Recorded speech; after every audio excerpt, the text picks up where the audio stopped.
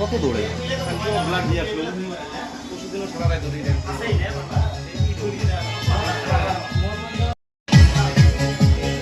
আচ্ছা আপুনি যে দোকানখন খুলিছে হা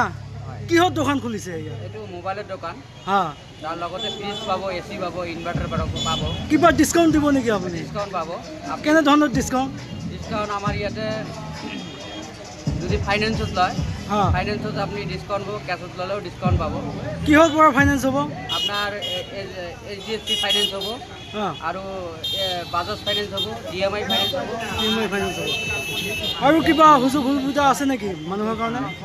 সকলো সময়তে আমাৰ ইয়াতে সুযোগ সুবিধা আছে ধন্যবাদ